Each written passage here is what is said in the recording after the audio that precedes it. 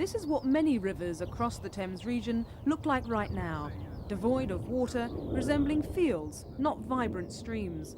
And despite the recent rainfall, things aren't likely to change. Water table levels are at their lowest since the drought of 1976, and over-exploitation of these rivers for household supplies means rivers are simply drying up. Now the National Rivers Authority is launching a £9.3 million scheme to deal with the crisis. It recommends piping extra water underground into dried-up rivers and lining riverbeds to reduce water losses. 4 high-priority rivers in the Thames region have been pinpointed for immediate action, including the Pang in Berkshire, the Misbourne near Amersham in Buckinghamshire, the Ver at St Albans, and the Darrant in the Sevenoak and Dartford areas. Well, you probably think that I'm in the middle of a sandpit, but in fact I'm standing in the River Pang in Berkshire. Water hasn't been flowing through here since last spring, and indeed at this time of year water should be gushing past my knees. Of course, with very low water tables, there's no water at all.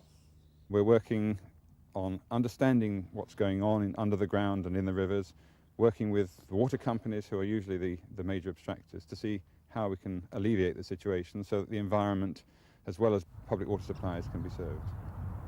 Down on the farm, fears over lack of water are growing all the time. Bob Stovold runs a 550-acre arable and livestock farm at Shackleford near Guildford. 2 dry summers have already taken their toll. A third would be disastrous.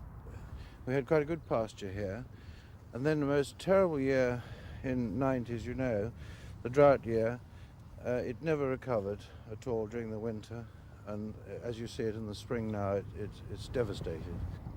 Independent long-range weather forecasters Weatherplan Services based in London warn that warm and sunny weather is set for the rest of May, and water authorities should be on their guard.